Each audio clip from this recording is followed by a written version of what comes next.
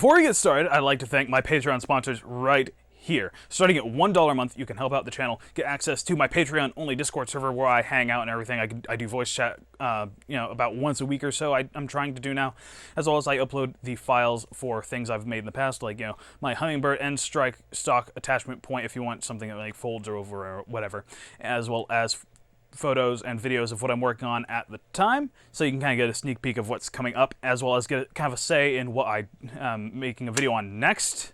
I know it's been a little while since my last video, but I'm working on a lot of things, and I have a lot of big things coming that I'm not ready to announce just yet. Not even the Patreons got to know about what I'm working on next and the plans I have for 2021. As ever, links down below to my Patreon where you can support me. Thank you once again. What's good, everybody? Valor here once again. Welcome back to the channel. And today we're taking a look at the Shellington Blaster's Flypoint pistol. And yes, this is a very, very cool thing. It's I dare to say it's the most realistic sort of action in a pistol that we've had in the hobby so far, considering what it does and how it does it. And yes. Starting off, we're going to take a look at the colors I use on this. The green right here is a neon lime green from Printed Solid. I believe it's their Jesse PLA line, which is very affordable and very good. The grip is their Soul Black Glitter as well. And I believe the slide here is Atomic's Starry Night Pet G, which I just had some from a previous thing I worked on for a friend. The cage here is a gray no-name Pet G, just because I wanted a little bit extra heat resistance, because this is a Flywheel of the World powered system powered by 2 Merlin motors, so that it's going to have a good bit of power behind it for such a small pistol, and the fact that the small wheels dedicate the sort of the RPM you have to spin at to get any sort of performance out of this thing. These things spin very fast on 3S.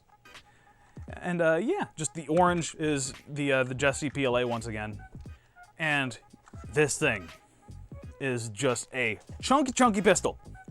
It is bigger than a Chronos, just by a bit at least. But that grip is very, very thick. I can only just barely, I can almost touch my middle and thumb if I really try on this thing. But that is done for a reason, because it uses these things. These are Flypoint magazines that hold these tiny little shells. These are the same exact shells that are used in the Mr. Heathpants, I think he calls it just the LR, but I call it the lever gun because that's what it is. It's a lever action, shell ejecting, tube mag fed rifle. And these, unlike the Firefly shells, are rimless. Here, it is next to a Firefly shell. The Firefly shells are more like a very tiny version of a shotgun rimmed shell, and they are slightly longer. So you're not going to be able to use these, between them. And a magazine that holds Firefly shells would be much wider and much more uncomfortable, I feel. But yeah, as you can see, this one is rimmed, and this one is rimless.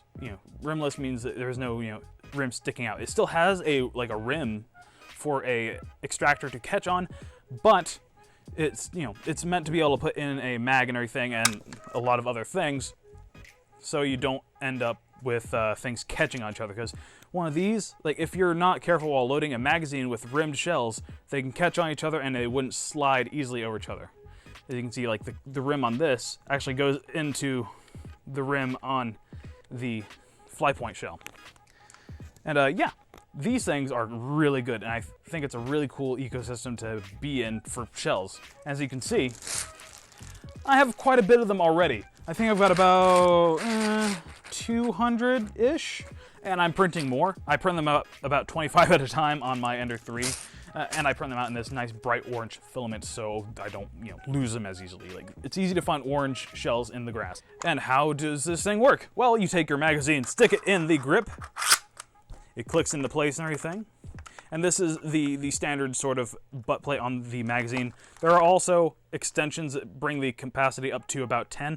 I think these are 7 or 8 rounds.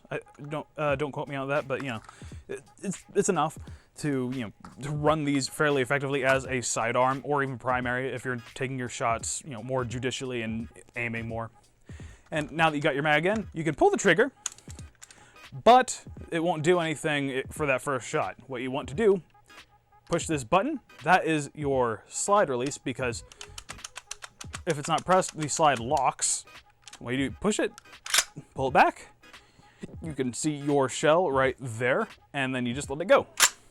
And there you go, your first shot is chambered. And what do you do now? Watch. And the shell goes flying about 6 or so feet. And that cycle brings in the next shell. It pushes, what it does is it pushes the dart out of the shell into the flywheels and fires it, and then the shell goes flying. It's just so fun.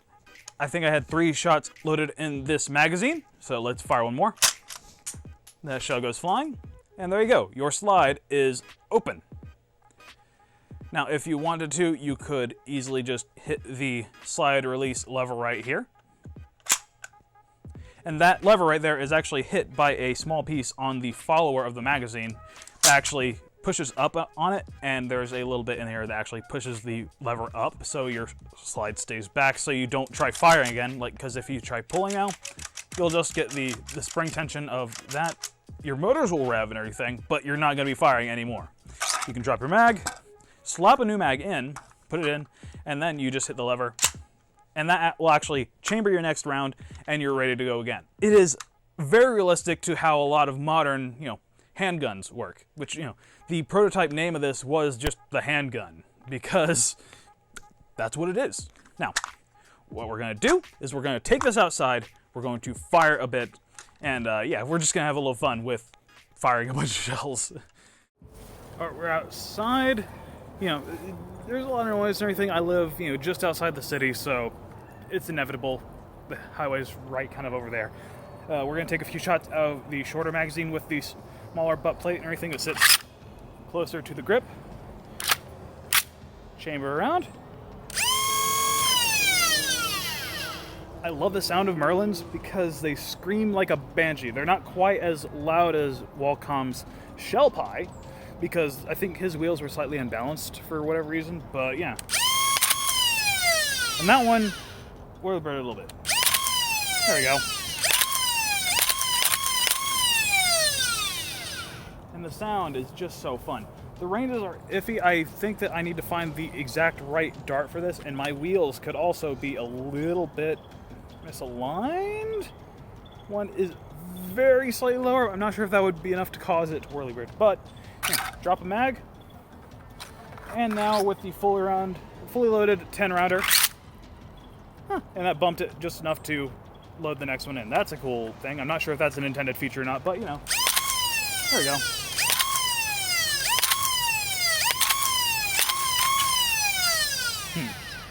And that's an issue I have on occasion. I think I need to add a little extra tension to these return springs, and that's just, an issue of cutting the spring a little bit and pulling the end of the spring and putting a little more tension on it.